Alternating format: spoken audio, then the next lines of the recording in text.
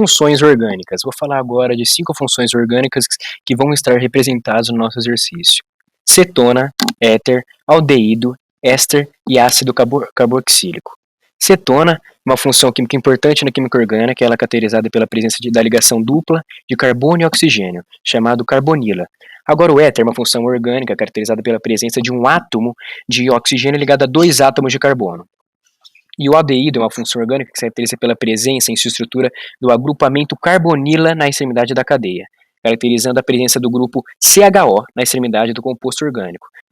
Os ésteres são compostos orgânicos oxigenados que são formados pela reação química entre um ácido carboxílico e um álcool. Apresentam um grupo funcional, composto por 2 átomos de oxigênio e 2 radicais R. E R é o resto do composto. Ácido carboxílico é um composto orgânico que apresenta a carboxila. Agora sobre o exercício, a gente tem que achar a nomenclatura dos compostos mostrados. Então, a alternativa A claramente é uma cetona. E quando a gente fala de cetona, para nomear ela, o sufixo sempre vai ser ona e a gente vai seguir a forma de nomear normal. Então começa com pente, porque são 5 carbonos, an, porque não temos duplas ou triplas fora do carbonila, 2, porque é a posição da carbonila, e ona, que é o sufixo. Já na alternativa B, nós temos um éter e vamos nomeá-lo como etoxipropano. Por quê? Para nomear um éter, a gente precisa dividir o composto em 2 partes, uma antes e depois do oxigênio.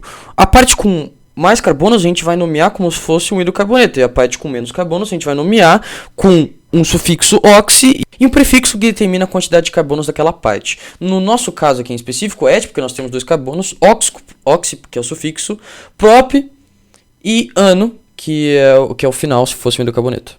Já a alternativa C também é uma cetona, e a gente começa com oct, porque são 8 carbonos, an são ligações simples, traço 3 traço, porque a carbonila está na terceira posição, e ona, que é o sufixo da cetona.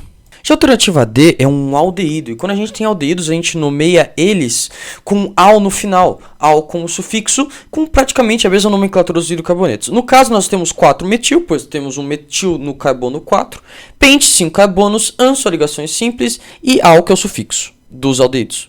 Já a alternativa E e a alternativa H são ésteres. Ésteres, como que a gente nomeia? A gente tem 2 partes separadas por um D. A primeira parte vai ser a parte para trás do grupo funcional.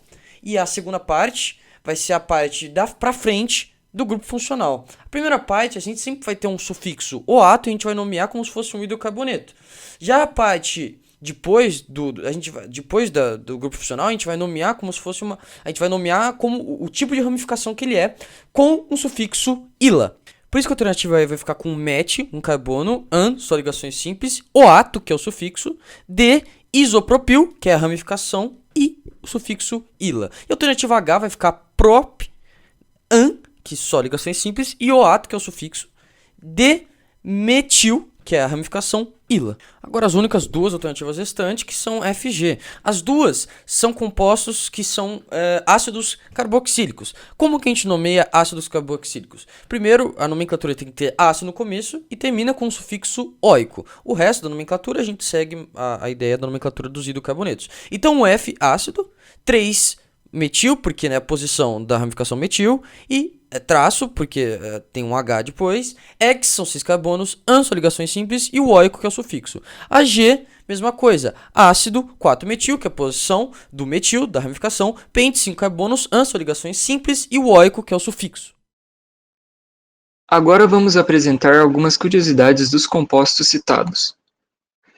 Acetona possui capacidade em se dissolver tanto em água como em solventes polares, sendo, portanto, amplamente usada como solvente de esmaltes, tintas e vernizes.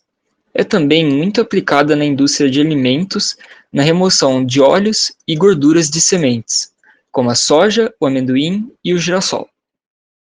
Basicamente o que a gente tem que falar do aldeído é que ele é muito usado nas fabricações de perfumes, tá? Só que não são todos os aldeídos que são usados na fabricação de perfumes. Nós temos compostos com mais carbonos, eles tendem a ter um odor um pouco mais agradável, um odor mais frutado, tá? Um odor melhor assim. Já os compostos de aldeído com menos átomos de carbono, eles tendem a ter um odor mais irritante, tá? Um odor mais picante.